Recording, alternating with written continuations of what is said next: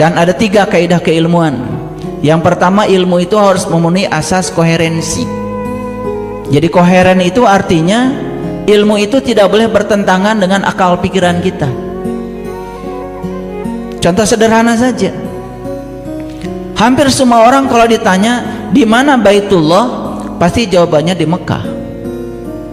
Padahal Allah sendiri yang mengatakan, aku bersamamu, bahkan lebih dekat daripada urat nadi lehermu. Coba kalau pakai asas keilmuan, kok Allahnya dekat di sini tapi rumahnya jauh. Tapi kita juga tentu tidak boleh menyalahkan rumah yang di sana, karena itu diajarkan oleh para nabi, para rasul. Oleh karena itu maka ilmu itu ada 2, ada ilmu syariat, ada ilmu hakikat. Simbolisasinya di sana, hakikatnya di sini. Maka berulang kali kita pergi ke sana, kalau belum pernah menitik ke sini, kita tidak mengerti semua yang ada di sana. Tidak akan mengerti. Mengapa tawaf itu 7 putaran? Mengapa sa'i itu bolak-balik Safa dan Marwah itu 7 kali? Mengapa untuk melempar jumrah itu harus mengumpulkan 7 batu?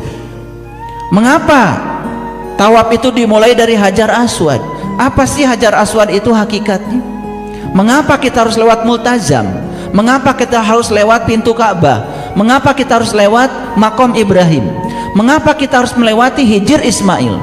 Mengapa kita harus melewati Rukun Yamani? Dan mengapa kita harus mengulangi lagi sampai 7 putaran? Mengapa tidak 8 putaran? Mengapa tidak 9 putaran? Itu semua simbolik.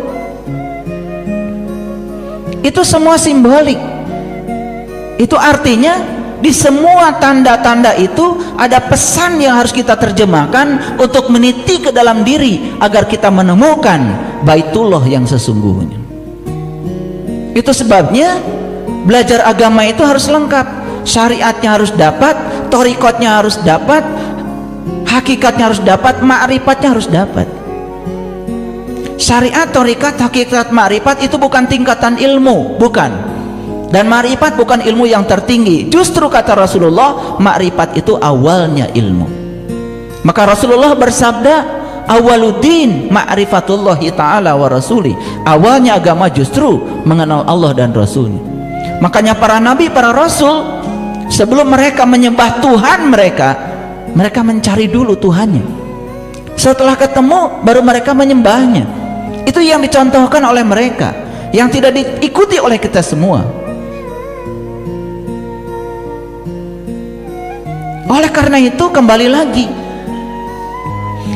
ketika saya membaca kitab Al-Dardiri tentang Isra Mi'raj, ternyata dalam kitab itu banyak sekali simbol-simbol yang dipahami seakan-akan itu yang sebenarnya.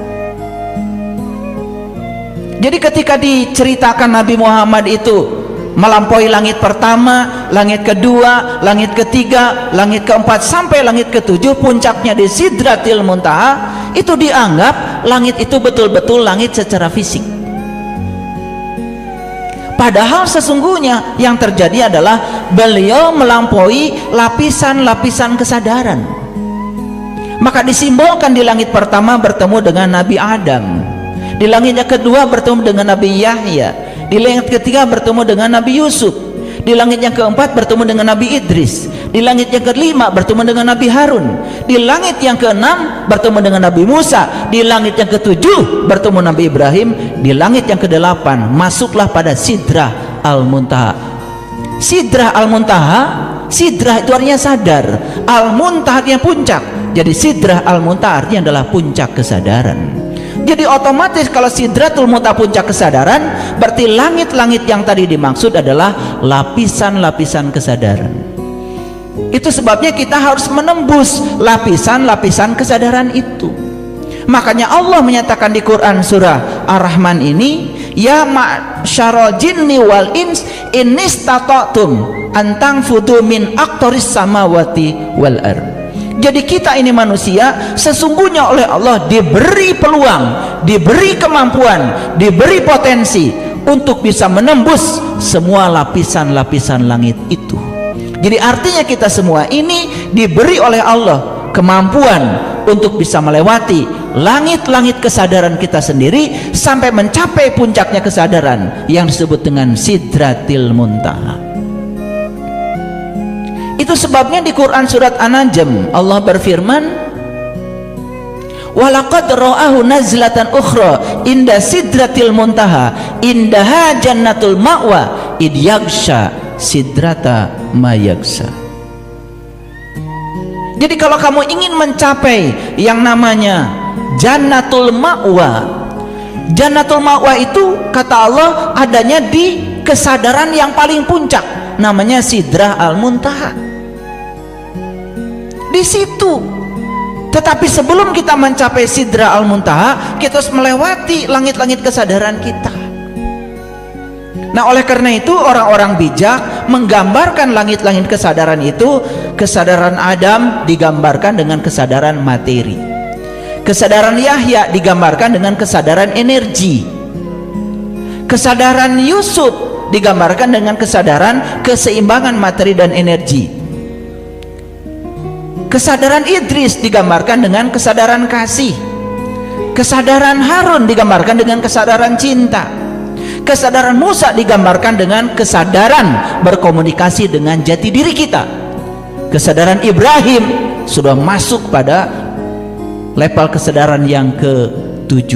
Disitulah kita akan mengalami inni wajjahtu wajhiyalilladzi fataras samawati wal ard hanifan wa ma ana minal musyrikin inna sholati wa nusuki wa mahyaya wa mamati lillahi rabbil alamin la syarikalah, la syarikalah.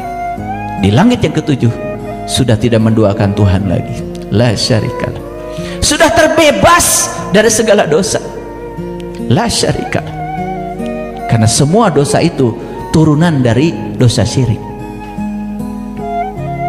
Orang berbuat jahat itu karena dia masih syirik kepada Allah, masih selingkuh kepada Allah. Kita membicarakan keburukan orang itu turunan dari dosa syirik. Semua dosa-dosa itu adalah turunan dari dosa syirik. Sembuhkan dosa syirik, hilang semua dosa. Itu yang dikatakan dalam Al-Quran. Kalau hari ini kamu terbuka pandangan kolbumu kepadaku, kata Allah, inna fatahna laka fatham mubina liyaghfir lakallah ma taqaddama min dambik wa ma ta'akhkhar. Aku bebaskan dosamu yang lalu, bahkan dosamu yang akan datang. Maka Allah menegaskan dalam Al-Quran berulang kali, innallaha la yaghfiru ayyushraka bih wa yaghfiru ma duna dzalika liman yasha. Sesungguhnya Allah tidak akan pernah mengampuni dosa syirik, tapi Dia sudah mengampuni dosa apapun selain daripada syirik. Jadi dosa manusia itu cuma satu, hadirin, cuma satu. Bereskan dosa itu. Syirik itu akibat. Lalu sebabnya apa? Sebabnya tidak tahu dan kenal kepada Allah. Maka menyembuhkan dosa syirik cuma satu caranya, kenali Allahmu, kenali Allahmu. Dari mana mulainya? Kenali dirimu. Man arafa nafsahu faqad arafa rabbahu. Siapa yang kenal dirinya, maka dia akan kenal kepada Tuhan. Makanya doa talbiyah yang sering diulang-ulang ketika orang umrah dan haji, subhanallah, kalau ngerti, disitulah esensi dari kepergian kita ke Mekah yang disebut tanah suci itu.